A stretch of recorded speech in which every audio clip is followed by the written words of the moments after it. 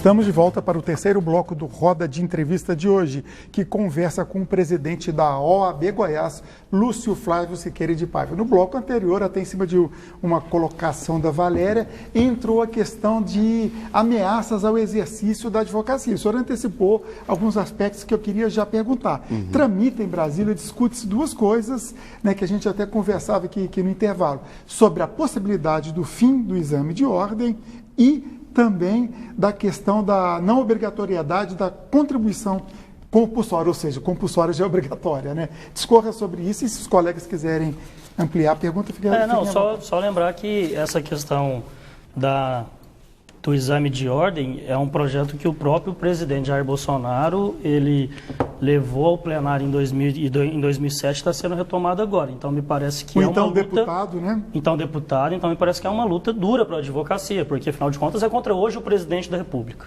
Sim, é uma luta dura, mas é uma luta que precisa ser enfrentada, Daniel.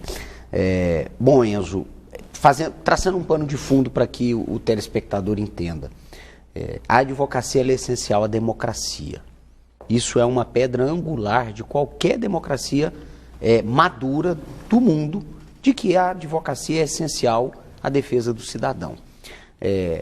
Todo governo, e a história mostra isso, que cresceu a sua onda autoritária, e quando a gente fala de autoritarismo, estamos falando de uma visão de mundo que vai de encontro ao processo democrático. Todo governo que tendeu ao autoritarismo... Seja qual for a matiz ideológica? Seja qual for a matiz ideológica de esquerda ou de direita, um dos seus primeiros passos foi sempre fragilizar a advocacia. Porque a gente está aqui num bate-papo e vamos dizer, o advogado, ele é o chato, no bom sentido, porque é aquele que não aceita o abuso da autoridade, é aquele que põe limites, é aquele que diz, olha, isso você não pode fazer. Então, eu percebo com muita preocupação esses dois movimentos, além de outros, porque o pano de fundo é justamente o enfraquecimento da advocacia e da ordem dos advogados do Brasil. Quem sai perdendo? A democracia, quem sai perdendo? O cidadão. Vamos dar dois exemplos. Fim do exame de ordem. Financeiramente para a OAB seria espetacular, financeiramente, que o exame de ordem acabasse.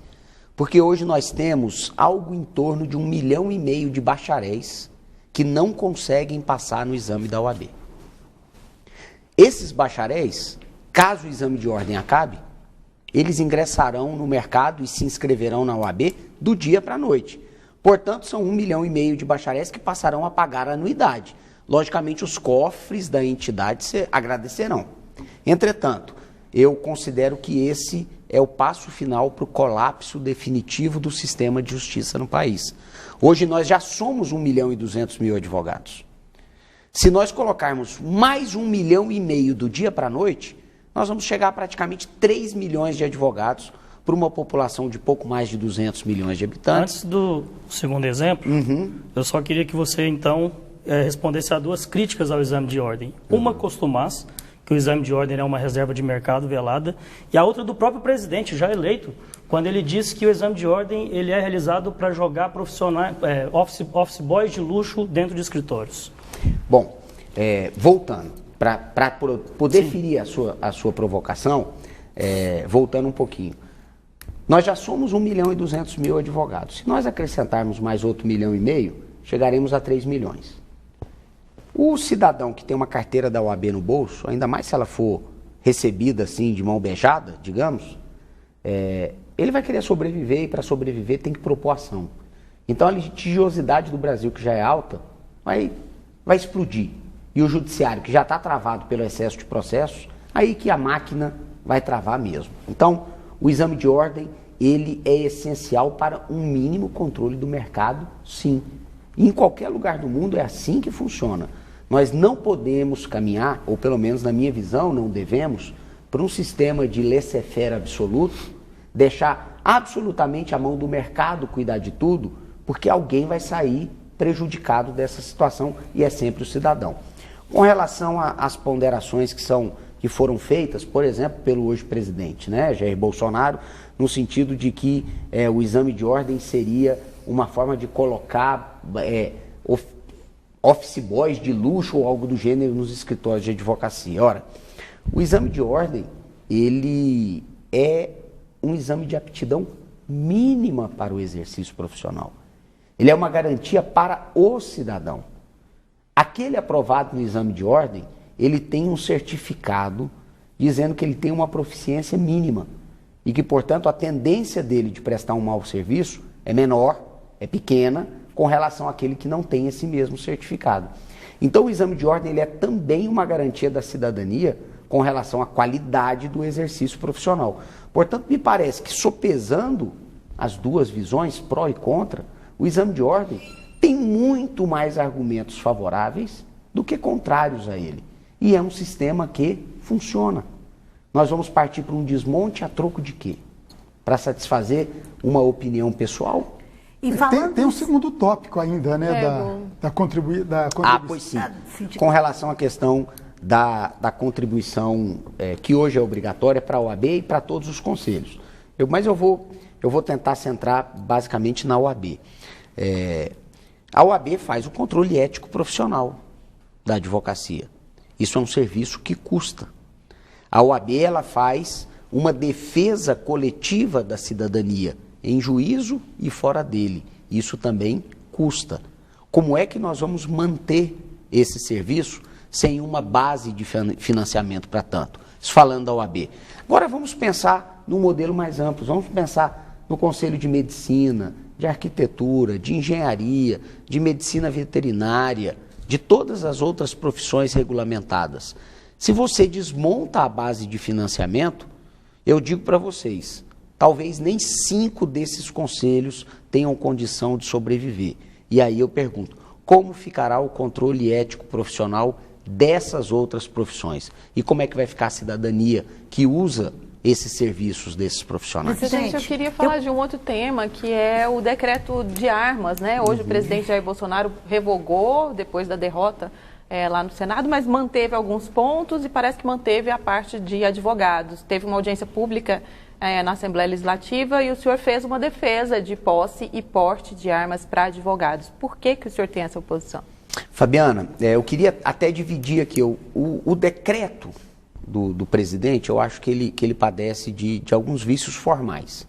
Mas eu queria fazer já a defesa de fundo da questão da posse e do porte para o advogado. Eu, ao longo desses 3 anos e meio de presidência de ordem, eu verifiquei o quão perigoso é ser advogado. E não só advogado criminalista, como muita gente pensa. Eu vou citar 2 casos. Presidente, só para entender, para o telespectador entender, o senhor, como pessoa, o senhor é favorável ao posse e ao porte. E enquanto instituição? Chego lá, peraí. Retomando aqui esse raciocínio. Eu vou citar 2 casos, Fabiana, para mostrar o que eu aprendi nesses 3 anos e meio. Nós tivemos um colega nosso aqui, o doutor Valmir Cunha, que venceu uma ação de família.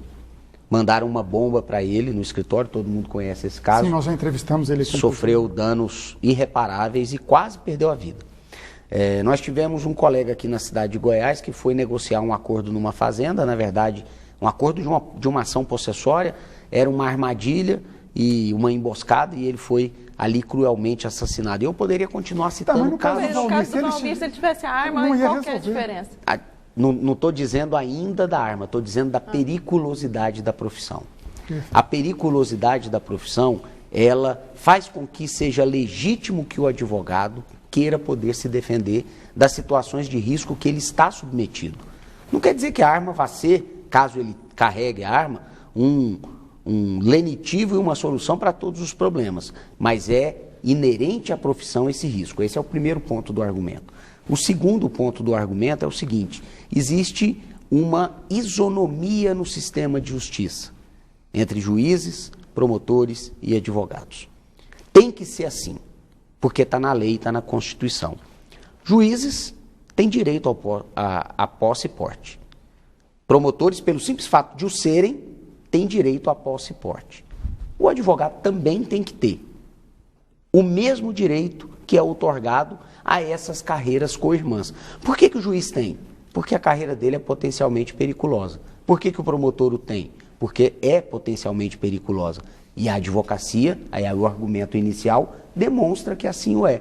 Portanto, existe uma questão fática, que é o perigo do exercício profissional, e existe uma questão de princípio, de igualdade, de isonomia, e, portanto, é por isso, agora respondendo a Valéria, que eu, pessoalmente, tenho essa posição. Entretanto, o senhor tem interesse de andar armado? Não, mas eu quero que as pessoas tenham o direito desde que satisfeitos os requisitos da lei, e os projetos de lei que tramitam, eles não são como se quer fazer crer que vai ter uma vendinha na rua entregando arma para advogado. Existe uma série de requisitos a serem cumpridos e requisitos psicológicos, de treinamento, de antecedentes, etc. Eu não pretendo andar armado, mas acho que o advogado pode ter o direito de requerê-lo em igualdade de condições com as carreiras jurídicas co-irmãs. Esse é um ponto. Segundo, Valéria, isso é uma posição minha. Por quê?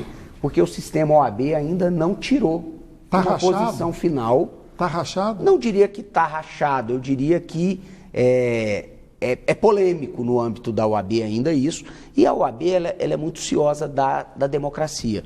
Portanto, como é que vai ser tirada essa posição do sistema? Todas as seccionais irão promover uma votação nos seus conselhos, e cada presidente levará ao Conselho Federal a posição da sua seccional com relação ao tema, e provavelmente em agosto o pleno do Conselho Federal vai examinar a matéria. Falando em... A Valéria estava com a pergunta. Eu estava na fila. Claro. Já que a gente está tratando da questão de crime, arma, como que a questão hoje existe o trabalho da OAB? A gente sabe que a OAB vem aí numa defesa em relação ao sistema prisional. Não só na capital, principalmente no interior.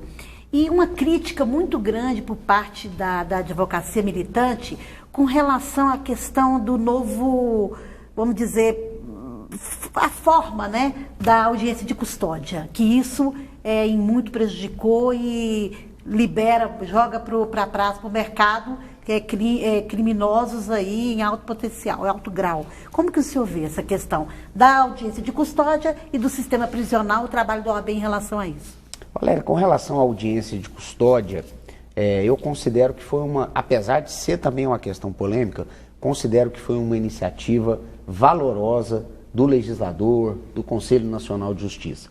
De fato, nós temos uma série de prisões em flagrante que não ensejam a manutenção do encarceramento daquela pessoa. Portanto, apesar de haver críticas e nenhuma solução legislativa nunca vai agradar a todos e vai ser perfeita, eu acho que a audiência de custódia foi um avanço. Com relação ao sistema carcerário, quando a gente fala em sistema carcerário brasileiro, nós estamos sendo bondosos. Nós não temos um sistema carcerário. Nós temos masmorras medievais que são, na verdade, depósitos de pessoas. Dominadas pelo crime organizado. Não por outra razão. Não por outra razão. Presidente, vamos para mais um intervalo último, não antes sem, olha só, Regina Setor Alto da Glória. Boa noite, gostaria somente de dizer ao nosso querido presidente da OAB que voltasse ao corte de cabelo anterior na época das eleições. Está dado o recado aí da Obrigado. Regina. Vamos então para o intervalo, daqui a pouquinho a gente volta com o último bloco do Roda de Entrevista de hoje, que recebe o presidente da OAB Goiás.